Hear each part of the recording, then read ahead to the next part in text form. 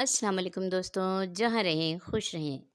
آج آپ کو ایک ایسی ناچنے والی کی کہانی سناتے ہیں جس کی شرافت کی مثال لوگ دیتے، جو ناچ گا کے اپنے پیٹ کا ایندھن بھرا کرتی تھی کہ ایک دن اچانک غائب ہو گئی۔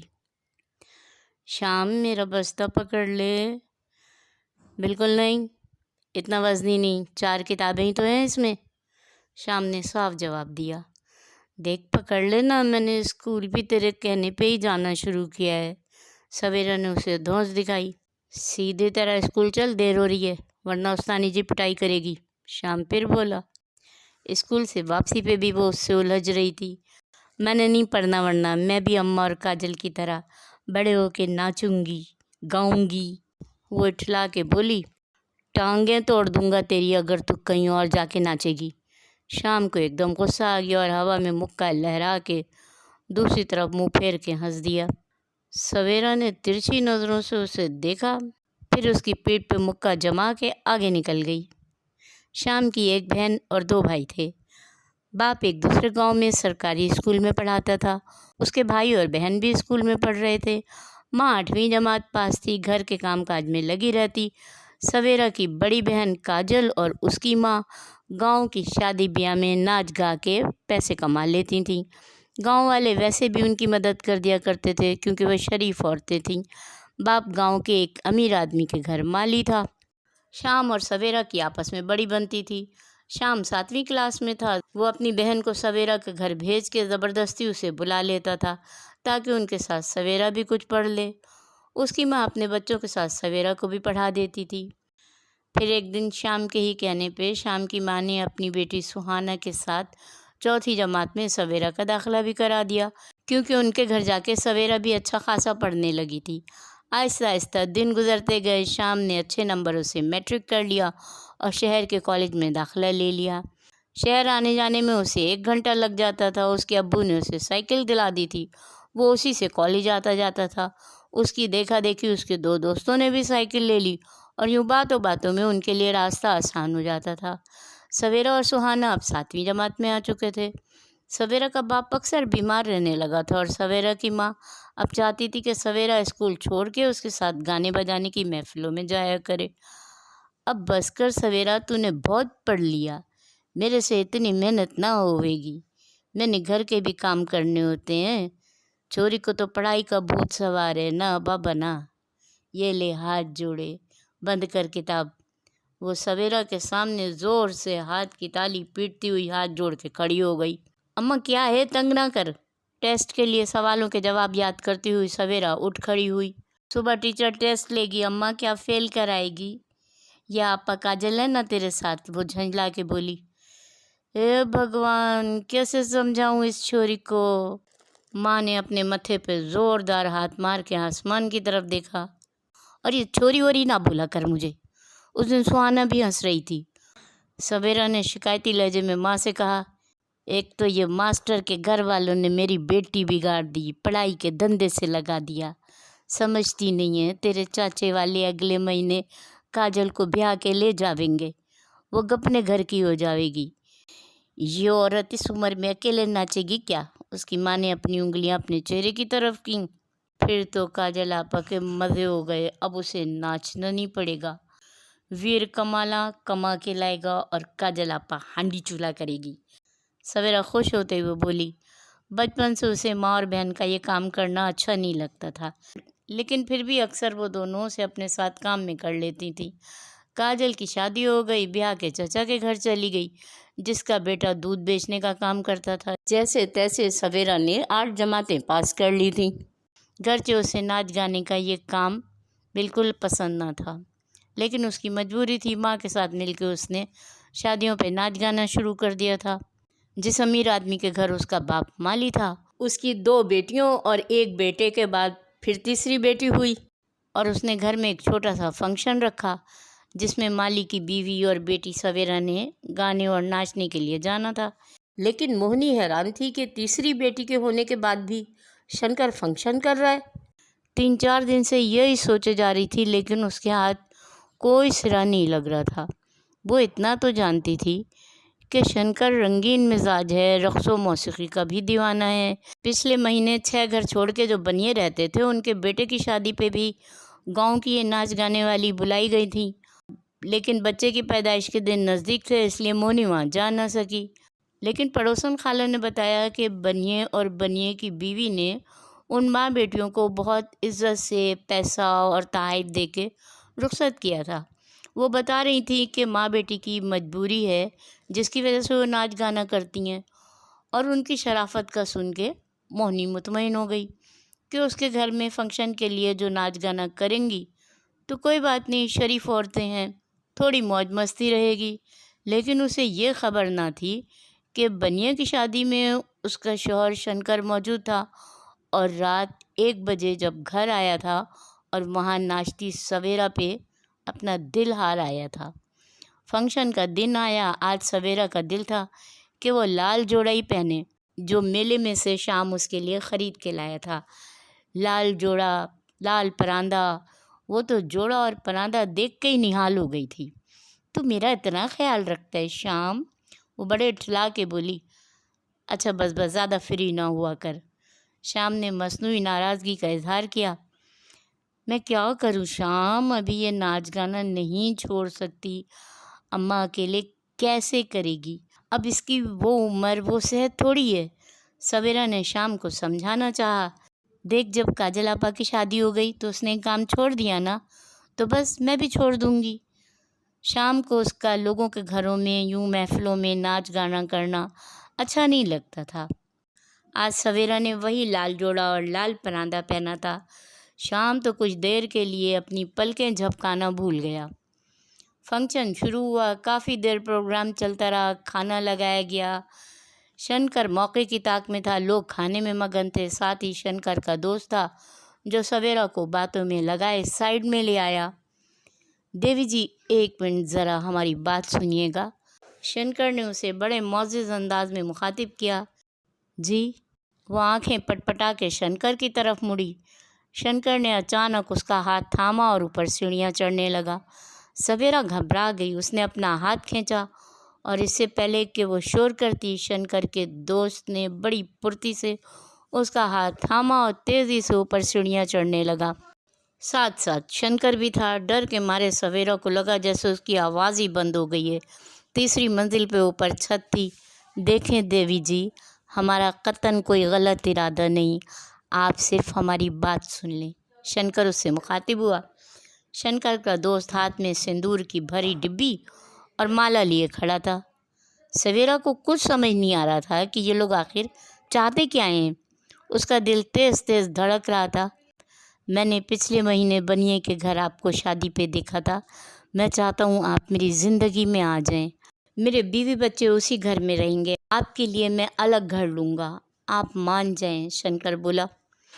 اب سویرا کو اس کی بات سمجھ آئی، لیکن یہ کون سا طریقہ ہے کہ آپ لوگ مجھے کھینچتے ہوئے اوپر لے آئے؟ آپ کو شرم آنی چاہیے، آپ کی پتنی موجود ہے، بچے ہیں، میری اور اپنی عمر دیکھیں۔ وہ غصے سے بولے جا رہی تھی، اس کی آواز بھی تیز ہو گئی۔ شنکر گھبرا کے ادھر ادھر دیکھنے لگا کہ آواز سن کے کہیں کوئی اوپر نہ آ جائے۔ ابے وقت کیوں پر بات کر رہا ہے، یہ لے پکڑ، بھر اس کی مانگ۔ اس کے دوست نے سندور کی ڈبیا کھولی۔ وہ گھبرا کے پیچھے ہٹی۔ چھت پہ لائٹ نہیں تھی اور اس لمحے تینوں میں سے کسی کو اندازہ نہ ہوا کہ اس کھیچم تانی میں وہ چھت کے اس کونے پہ کھڑے تھے جہاں اونچی منڈیر کے بجائے صرف 2 بلاکوں والی اونچائی کی منڈیر تھی۔ سویرا کا ہاتھ تھامنے کے لیے دونوں نے ہاتھ بڑھائے۔ سویرا نے مدد چاہی اور اس کے ہاتھ میں شنکر کے کرتے کی آستین کا کونا ہی آیا، اور جب تک سویرا کا ہاتھ تھامتے وہ نیچے سے نیچے گرتی جا رہی تھی۔ دونوں کے پیروں کے نیچے سے زمین نکل چکی تھی کہ اب کیا ہوگا۔ بھاگم بھاگ نیچے اترے اور اندھیرے کی آڑ لیتے ہوئے پچھلے دروازے سے باہر نکلے۔ یار جلدی گاڑی نکال، اسے اسپتال لے کے چلتے۔ شنکر گھبرا کے بولا۔ کوئی فائدہ نہیں، ختم ہو چکی ہے۔ اس کے دوست نے اس کی نبض پہ سے اپنی انگلیاں ہٹائیں۔ سویرا کی سانسیں ساکت ہو چکی تھیں۔ ابھی ان کی کچھ سمجھ نہیں آ رہا تھا کہ کیا کریں۔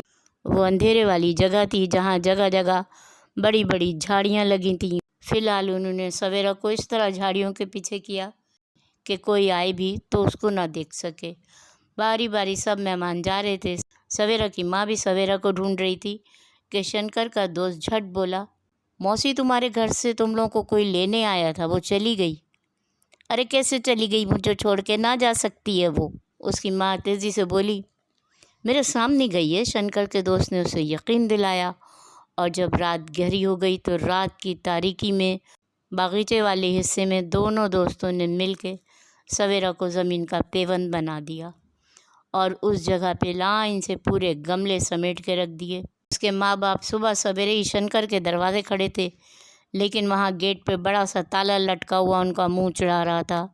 रो रो के दोनों का बुरा हाल था कि उनकी जवान जहान लड़की कहाँ चली गई।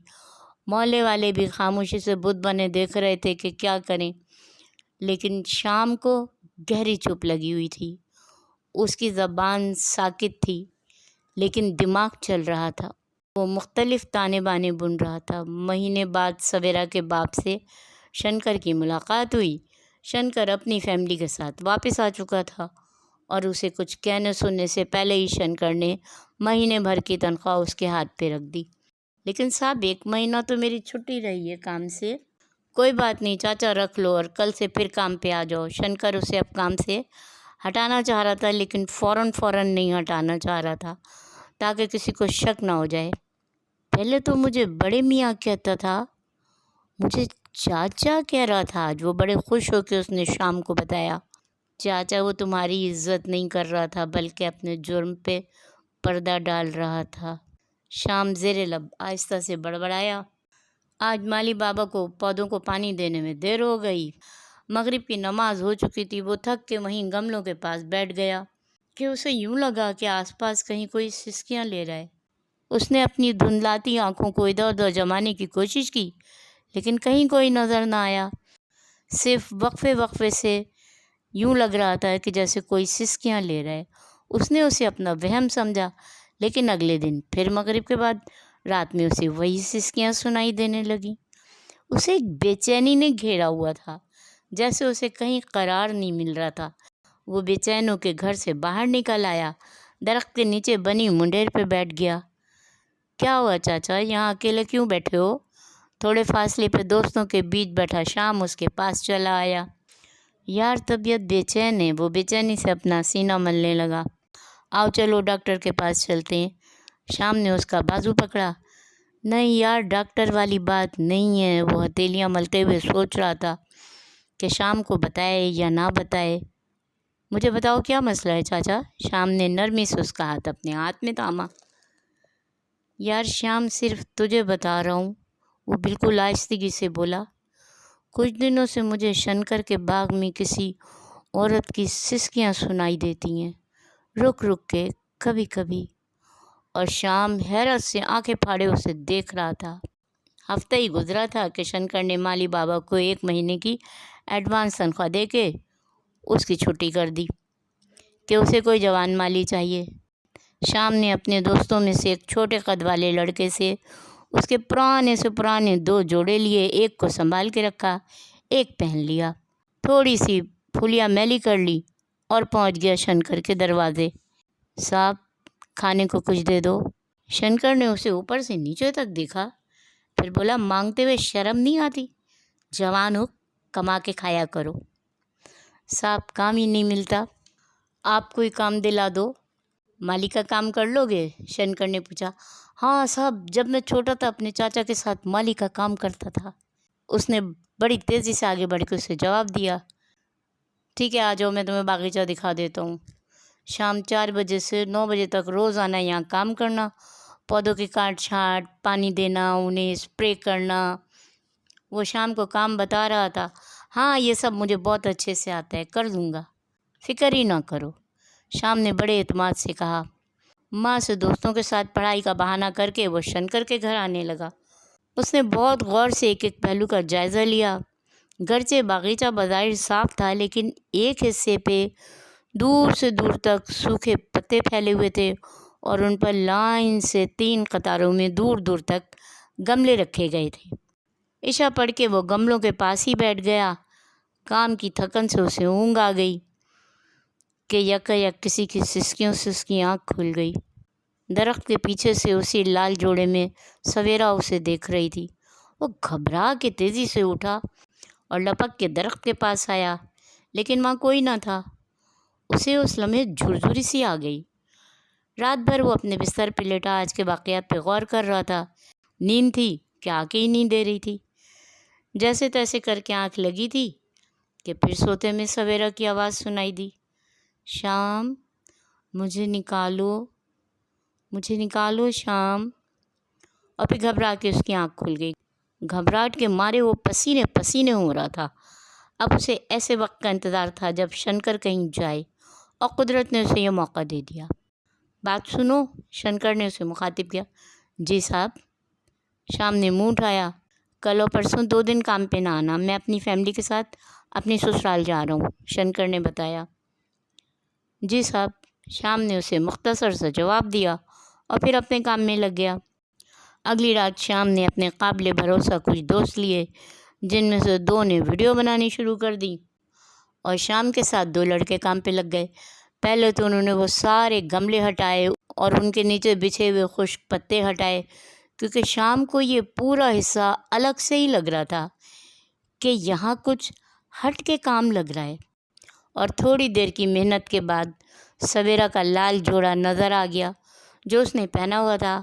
ہاتھ کی بند مٹھی جہاں کا گوشت تقریباً ختم ہو رہا تھا، اس میں اٹکا ہوا شنکر کی پیلی آستین کا پھٹا ٹکڑا، اور باقی کام ان لوگوں نے پولیس کی موجودگی میں کیا، کیونکہ شام کا چچا اسی گاؤں میں محکمہ پولیس میں اچھے عہدے پہ فائز تھا، اور یہ اس نے اپنے چچا کے ساتھ مل کے پہلے پلان بنایا تھا، اس کے بعد یہ کام شروع کیا تھا۔ اس نے اپنے چچا کو اعتماد میں لے کے ساری بات بتا دی تھی۔ شنکر اور اس کے دوست کے خلاف قانونی کارروائی ہوئی۔ قانون نے شنکر کو اور اس کے دوست کو اپنی گرفت میں لے لیا۔ اب بھی شام کے خوابوں میں کبھی کبھی وہ لال پری آتی ہے۔ اوکے دوستوں، اللہ حافظ۔